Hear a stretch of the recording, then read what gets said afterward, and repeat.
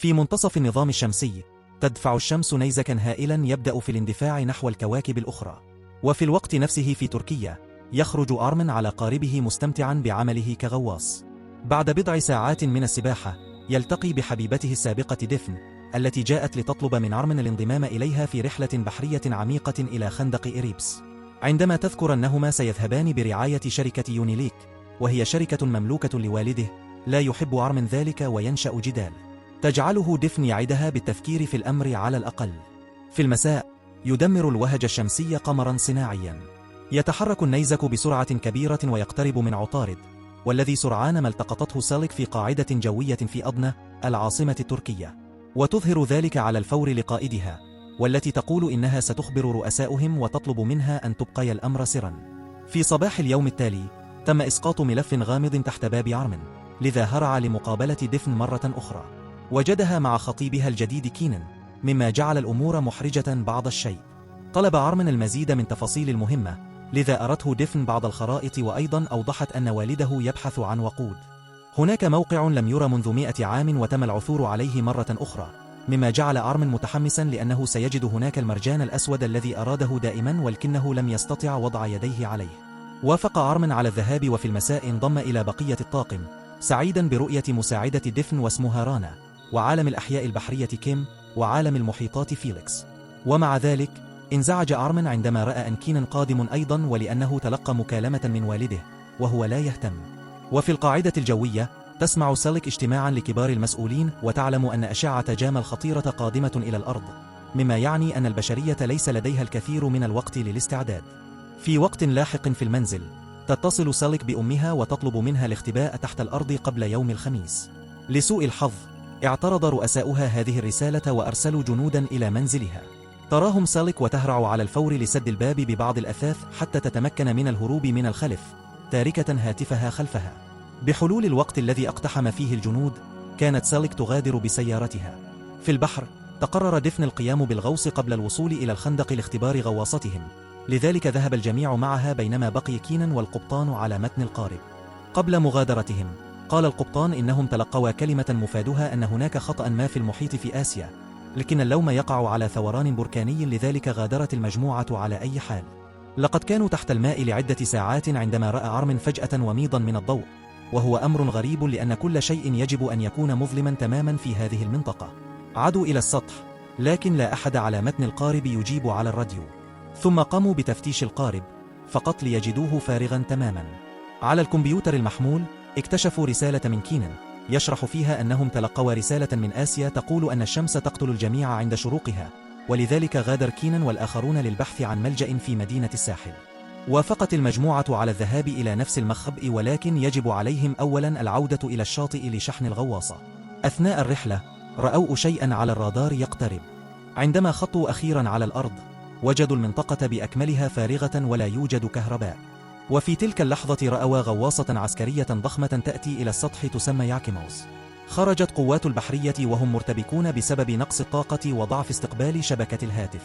يخبر آرمن القائد ريني أن ما يعرفانه هو أن ديفاين تلقت رسالة فيديو من كينان، والتي تظهر الذعر يسيطر على الناس. 4 ساعات باقية على شروق الشمس، فيجتمع ريني ونائبه أمة الجنود ويأمرونهم بالعثور على الملجأ الذي ذكره كينان. يحصل فيليكس وكيم على بعض الأدوات من الغواصة ويغادران في سيارة، على أمل العثور على التركيب الكهربائي لإصلاحه. يخبر ديفاين وآرمن رانا بالانتظار هناك بينما ينضمون إلى البحث، وبمجرد دخولهما سيارة أخرى ينضم إليهما أمة.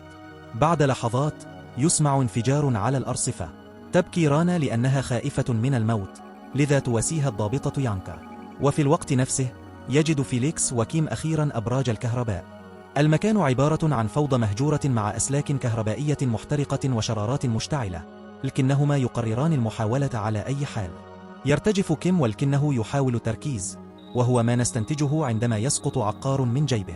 يتبين أنه كان يتعاطى مخدرات غير قانونية، لذا فمن الأفضل أن يتولى فيليكس الإصلاحات. تصل مجموعة آرمن إلى كوس فقط لتجد حريقا ومجموعة من الجثث على الأرض. جميعهم ماتوا ويبدو أنهم احترقوا داخليا. بعد مقطع فيديو كينان، تدخل المجموعة الكنيسة التي كانت مليئة أيضا بالجثث. سرعان ما يصل الضباط ويبدأون في البحث في المدينة، ويجدون الجثث في كل زاوية. فجأة يبدأ الضابط باريس في الشعور بالغثيان ويتقيأ. يجد أرمن بعض المناظير الحرارية في سيارة وينظر في جميع أنحاء المنطقة، ولكن لا توجد حركة، مما يعني أنه لا يوجد نجوم. في تلك اللحظة يبلغ الضابط أومت أنهم وجدوا شخصا في قبو بنك. يهرع الثلاثي إلى هناك ويجدون الناجي يتحدث باللغة اليونانية القديمة. يستطيع أرمن التحدث بذلك ويتحدث معه، ويعلم أنه نجا لأنه تحت الأرض وأن هذا المكان مصنوع من الرصاص. يستمر الرجل أيضا في قول أن الجميع مخطئون. يقول ضابط طبي أن الرجل يعاني من نزيف داخلي وضعف في التنفس، لذلك يطلق أومت عليه النار. يصرخ أرمن غاضبا على أومت الذي يقول فقط إنه فعل ذلك بدافع الرحمة. يقرر الضباط العودة إلى الأرصفة والاختباء في الغواصة. لا تزال ديفاين تريد العثور على كينان، لذلك يمنحها أومت وأرمن 30 دقيقة للعودة إلى الأرصفة قبل أن تغرق الغواصة تحت الماء. في البنك يحاول عدد قليل من الضباط الحصول على بعض أكياس النقود قبل المغادرة، مشيرين إلى أن أصحابها ماتوا. هذا يؤدي على الفور إلى قتال. وفي تلك اللحظة يعيد فيليكس الطاقة. هذا ينشط نظام أمن البنك ويتم القبض على مجموعة من الضباط بالداخل. يحاول ضابط بالخارج مساعدتهم، لكن الباب يغلق، لذا عليه التراجع لإنقاذ نفسه. وعلى الأرصفة يعود فيليكس وكيم بأمان.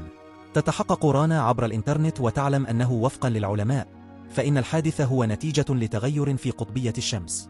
يحدث هذا التغيير كل 11 عاما، لكن هذه المرة كان أقوى من المعتاد وتسبب في الانفجار الذي أرسل أشعة جاما العملاقة. وفي كوس تبدأ إشارة الإخلاء في العويل من مكبرات الصوت عبر المدينة، مشيرة إلى ملجأ في تيغاكي. فتتوجه ديفاين وأرمن على الفور إلى هناك فقط ليجدوا الملجأ مليئا أيضا بالجثث، بما في ذلك جثة كينان. يمسك أرمن بهاتف كينان ويشاهد الفيديو الأخير، والذي يظهر كيف احترق الجميع في الملجأ داخليا في نفس الوقت. تصاب ديفاين بانهيار، لكن لا يوجد وقت للحزن لأن الشمس على وشك الظهور. يقود الثنائي سيارتهما بأسرع ما يمكن ويصلان إلى الأرصفة حيث توشك الغواصة على المغادرة. يراهما أومت، لكنه يغلق الفتحة على أي حال. يقفز أرمن على الغواصة ويبدأ في الضرب، فيسمعه أصدقاؤه ويفتح يونجا الفتحة لهم. بعد مغادرة الغواصة أخيرا مع وجود الجميع بأمان بالداخل، يخبر أومت أرمن أنه فقد العديد من الرجال لأنه وديفاين كانا يطاردان شبحا، لذا فلن يسامحهما أبدا. تمر الساعات ولا يتلقيان أي تحديثات من العالم الخارجي، لذا فإن الحالة المزاجية منخفضة جدا. لا يتحسن بريش ويرى هلوسة والدته. وفي الوقت نفسه يتم منح أرمن وأصدقائه جولة في الغواصة وتعلم القواعد. فجأة ينطلق إنذار لأن النظام الهيدروليكي يتمزق. تبدأ الغواصة في الاهتزاز وتتولى الأنظمة المساعدة الأمر.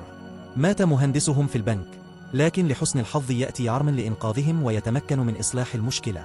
انبهر أراني، وبعد طرح بعض الأسئلة على أرمن لاختبار معرفته قرر تعيينه كبير المهندسين الجديد. أومت غير سعيد ووعد بإنهاء أرمن إذا أخطأ. الضابط التون غير سعيد أيضا ويذكر أرمن بأنه ليس لديه سلطة هنا. يتم وضع بقية المجموعة في مهمة التنظيف، ويقول فيليكس أن هذا هو وضعهم الطبيعي الجديد لأنه يشك في قدرتهم على العودة إلى السطح. فجأة يركل التون وضباط آخرون فيليكس ويمسكون كيم من رقبته، مما يؤذيه حيث يلومونه على وفاة رفاقهم. بعد إهانته تركوا كيم وأخبروا المجموعة بالتنظيف. يرى أوتيم كل شيء من بعيد لكنه لا يتدخل. يخبر ديفين أرمن بما حدث، لكن أرمن يقول إنهم بحاجة إلى اللعب معا وإلا فإن مواقف الضابط ستزداد سوءا. غاضبا يذهب ديفين لإخبار راني بالحادث أيضا، لكن إيرين يقول إن جنوده جيدون ولن يحاول أحد أي شيء تحت إشرافه. في هذه الأثناء لا يزال بريش يعاني من الهلوسة ويدعي أنه رأى شخصا يزحف حول الفتوحات، لكنهم لا يصدقونه. سرعان ما يكتشف الضباط أن هناك بعض علب الطعام المفقودة، لذلك يواجه التون ديفاين بشأن ذلك، لكن يونجا تأتي للدفاع عنها. يزداد غضب التون ويجمع القوات لإخبار راني مجموعة أرمن سرقت منهم ويجب طردها. يأتي أرمن ويقدم خطابا قويا حول كيف فقدوا جميعا أحباءهم، وبدلا من القتال يجب أن يعملوا معا للبقاء على قيد الحياة.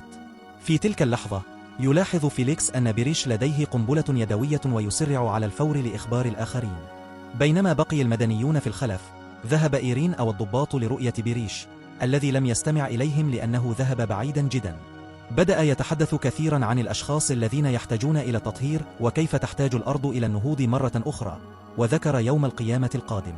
أدرك إيرين أما هو على وشك الحدوث، وأغلق الباب خلفه في الوقت المناسب. فجروا بريش القنبلة، ومات مع إيرين همزة. انطلقت أجهزة الإنذار على الفور، وظهرت تسريبات مختلفة في الغواصة، مما قد يتسبب في الضغط لجعلها تنفجر في أي لحظة.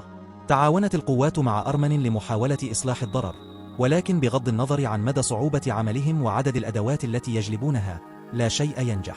بدأ كيم يفقد عقله، ووبخه التون على ذلك ومسكه من رقبته، لذلك دفعه فيليكس بعيدا على الفور. في النهاية تخلت المجموعة عن محاولة إصلاح التسرب من الداخل. خيارهم الوحيد هو السباحة للخارج وسد الغواصة من الخارج. تشير ديفاين إلى أن هذا خطير للغاية في هذا العمق، لكن أرمن يذكرها أنه ليس لديهم خيار آخر.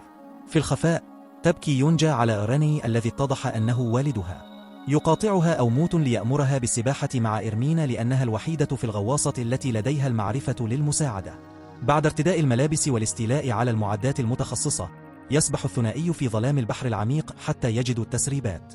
أثناء عملهما تصطدم يونجا فجأة بسمكة الصياد، مما يجعلها تصطدم بالظهر وتجعلها تفوت موقع الغواصة.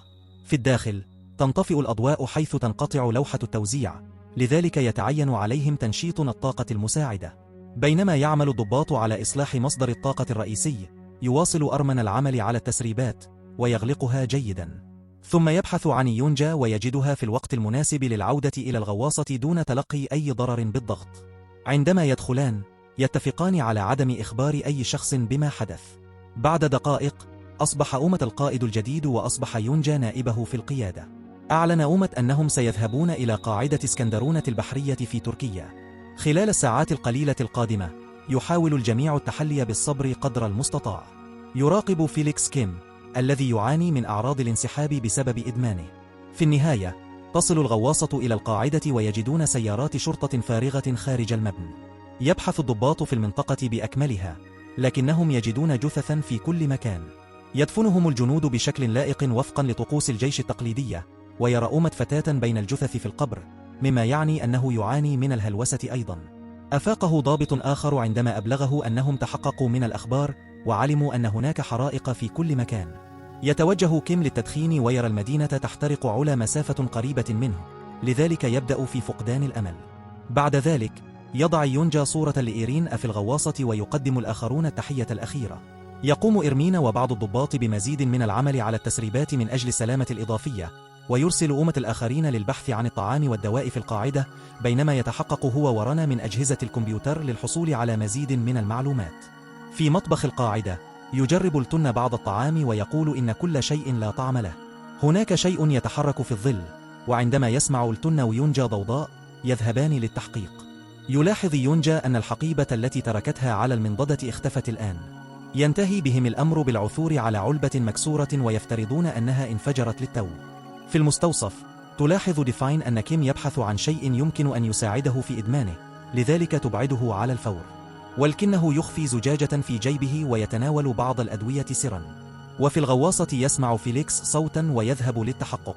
وعندما يجد مصباحا يدويا مهجورا تدفعه امرأة غامضة فجأة وتهرب. يحاول فيليكس إيقافها، لكنه يتعرض للركل والدفع مرة أخرى. ويحذر الضباط على الفور ويتبعونها حول القاعدة، لكن هذه الغريبة تمكنت من دفع بعض الضباط قبل أن تستمر في السير. تمكن فيليكس من اللحاق بها فقط ليجد نفسه محتجزا تحت تهديد السلاح. اتضح أن المرأة هي ساليك، وفي تلك اللحظة يصل الضباط الآخرون ويجبرونها على إسقاط سلاحها، ثم يتم نقلها إلى الغواصة وتقييدها. يتذكر فيليكس ما قاله باريس، وينظر حوله ويجد علب فارغة في فتحات التهوية، مما يؤكد أن ساليك كانت تتسلل منذ البداية وتسرق الطعام. يصرخ أومة على ساليك مطالبة بتفسير، ويوشك على إيذائها لجعلها تتحدث، ولكن في تلك اللحظة يجد فيليكس زيها الرسمي في الفتوحات ويحضره. أخيرا تشارك ساليك هويتها وتشرح أنها بحثت عن مأوى بعد سماع رؤسائها يناقشون الوهج الشمسي. أثناء الاختباء في الفتوحات تعلمت الكثير عن شخصيات الجميع بمجرد مشاهدتهم، وذكرت كيف كاد يونجا أن يفسد مهمة الغوص. كما تقول أن راني يكون خائنا لأنه كان يحاول التواصل مع شخص ما خارج الغواصة دون إخبار أحد. يهرع يونجا وأومة إلى حجرة راني ويجدان حجرة مخفية بها سجل القائد. تم إدراج جميع أسماء مجموعة أرمن بدون انتماء باستثناء مجموعة ديفاين، والتي عليها علامات استفهام. يظهر الثنائي القائمة التي تطلب منهما مراقبة ديفاين وعدم السماح لها بالاشتباه بهن. في هذه الأثناء تدخل ديفين سرا إلى القاعدة البحرية وتربط هاتفها الفضائي لمحاولة الاتصال بأجهزة الكمبيوتر دون جدوى. بعد دقائق يتم إبلاغ أومت بأن ضابطين مريضان، ويدرك أرمن أنهما 2 من حفاري القبور. يستشيران كيم لأنه الخبير، ويقوم بتجربة صغيرة. الطعام الذي أخذوه من القاعدة مذاقه مثل الورق، لكن الطعام الذي تناولوه بالفعل في الغواصة مذاقه جيد. يستنتج كيم أن الشمس أفسدت البنية الكربونية للطعام، وهذا يعني أن جميع المؤن التي أحضروها عديمة الفائدة، وأن الطعام الجيد لن يدوم لهم سوى أسبوع. يشير كيم إلى أن الطعام الطازج والأشياء الموجودة في الأكياس سيئة، لكن يجب عليهم البحث عن الطعام المعلب لأن المعدن ربما يكون قد حماه. بعد إرسال القوات للبحث في كل زاوية عن الطعام المعلب، يوافق أومت على إطلاق سراح سالك مقابل مساعدتها. تحصل سالك على حق الوصول إلى أجهزة الكمبيوتر في القاعدة، وتسمع رسالة باللغة الإسبانية. هناك الكثير من التداخل، والجزء الوحيد الذي تفهمه هو أن يحمينا الله جميعا. ثم تخترق سالك ملف ديفاين ويكتشف أنها أجرت بحثا عن موائل أعماق البحار لمنظمة الناتو العسكرية. يبدو أن ديفاين كانت على علم بحالة الشمس قبل حدوثها.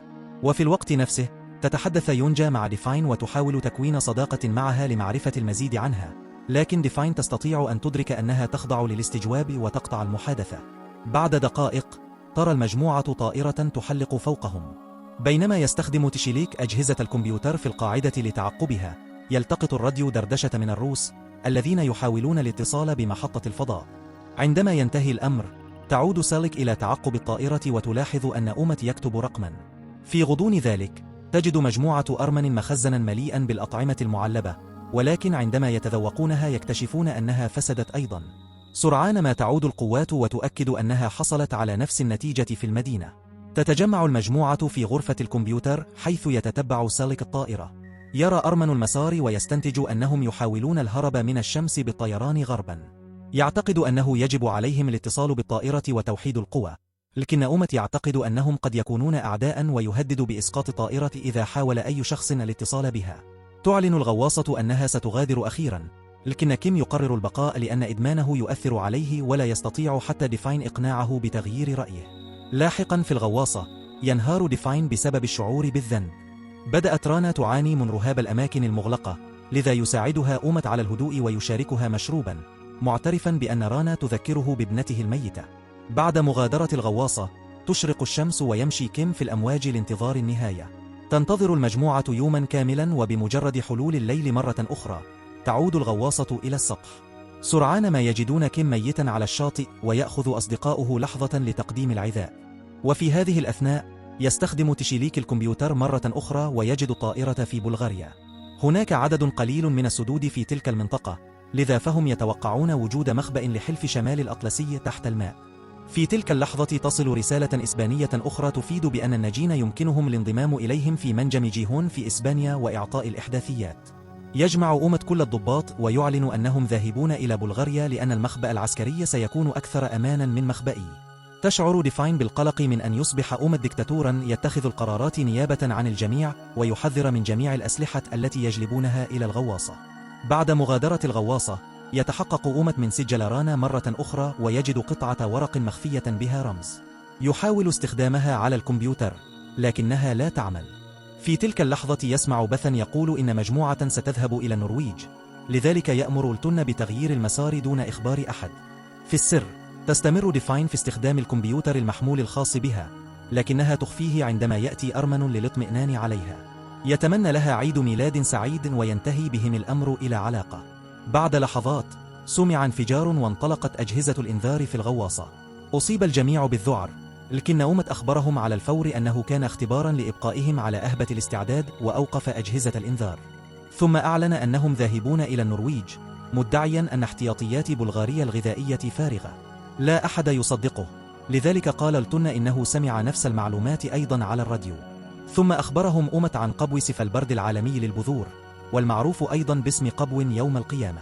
هذا قبو حيث يتم الاحتفاظ ببذور النباتات من جميع أنحاء العالم في حالة وقوع كارثة عالمية، لذلك يريد أومت الحصول على بعض البذور وزراعتها في الغواصة باستخدام الزراعة الخالية من التربة.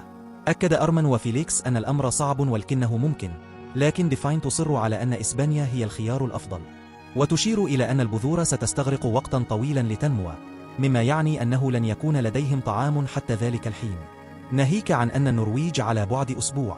يبدأ جدال عندما يدعم أرمن فكرة ديفاين، لذا يوافق أومت على التوقف في إسبانيا في طريقهم إلى النرويج، لكنه يقول أيضا أنه إذا حدث أي خطأ فسوف يحمل ديفاين وأرمن المسؤولية. بعد لحظات تستخدم ديفاين جهاز الكمبيوتر الخاص بها في غرفة صغيرة وتخفيه قبل الخروج، وهو ما تلاحظه سالك. في الوقت نفسه يطلب أومت من التين الاحتفاظ بسر آخر، وعندما يغادر التين الغرفة تراه سالك أيضا. في النهاية تصل الغواصة إلى إسبانيا ويخرج معظم المجموعة بأسلحتهم جاهزة. على مكبرات الصوت يسمعون نفس الرسالة حول اللغم التي سمعوها على الراديو. تم التخلي عن الأرصفة، لذلك ركبوا بعض السيارات لمتابعة العلامات التي تشير إلى الألغام. في الغواصة يبدأ سالك في البحث عن أدلة فقط ليتم القبض عليه متلبسا من قبل التين.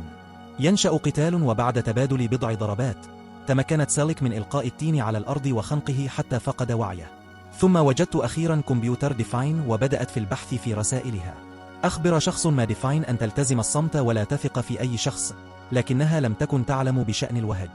عادوا إلى مجموعة الاستكشاف ووصلوا إلى المناجم واكتشفوا أن المصعد يتسع ل5 أشخاص فقط، لذا انقسمت المجموعة.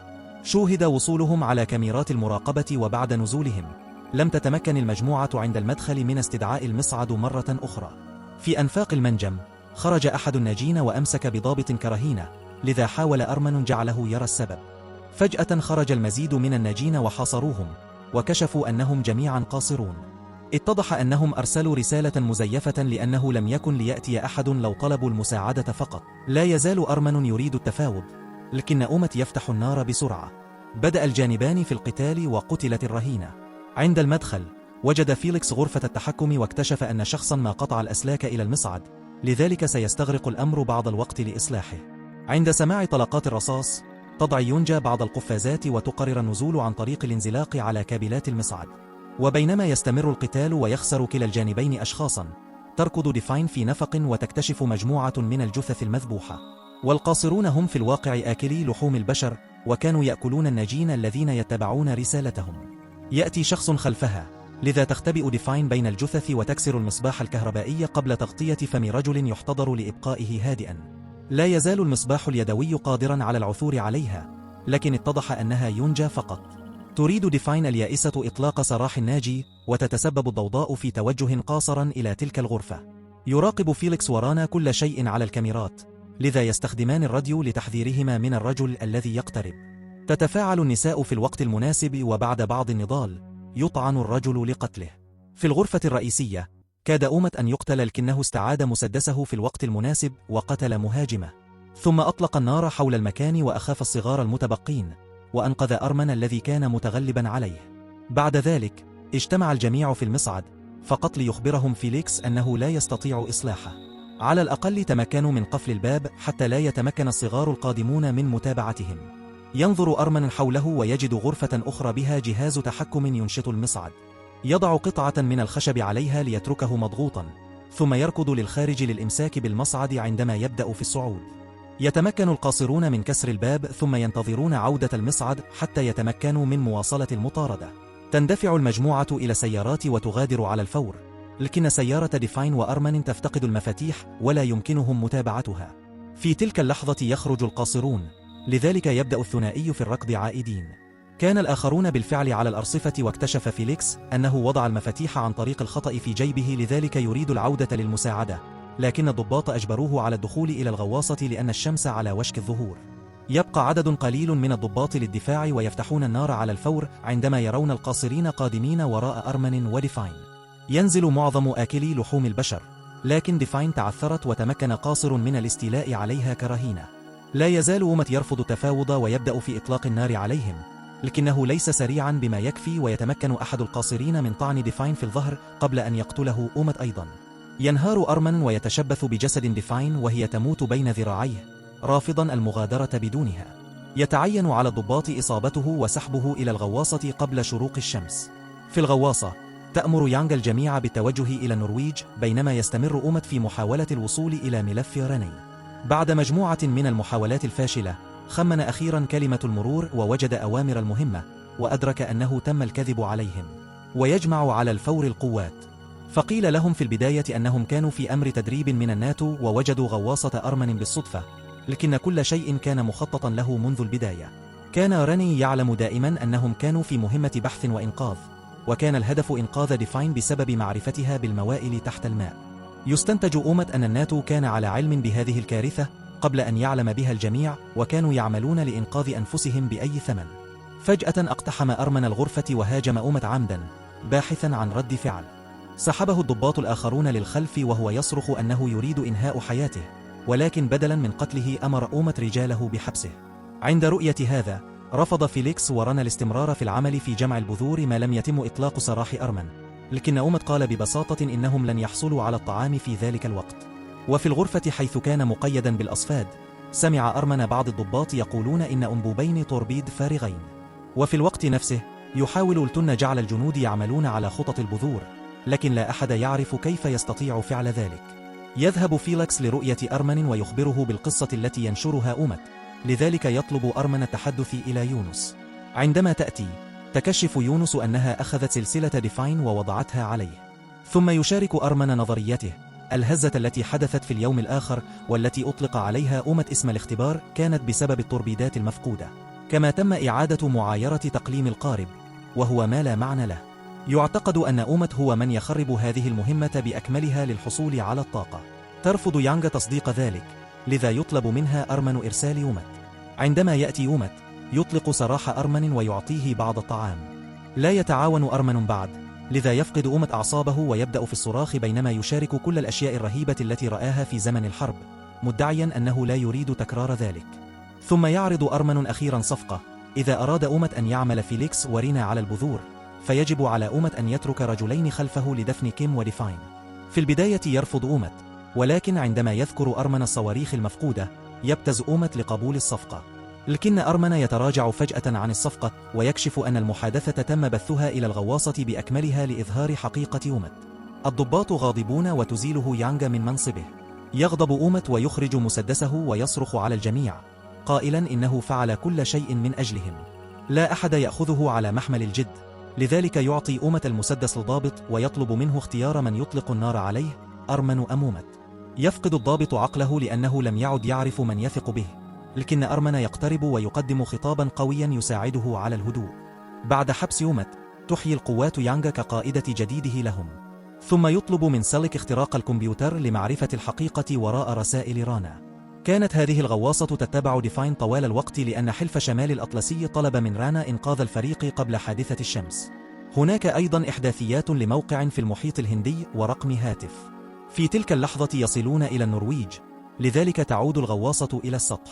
باستخدام هاتف ديفاين الفضائي، تتصل يانغ برقم الهاتف، ويكتشف أن ديفاين اتصلت به في الماضي.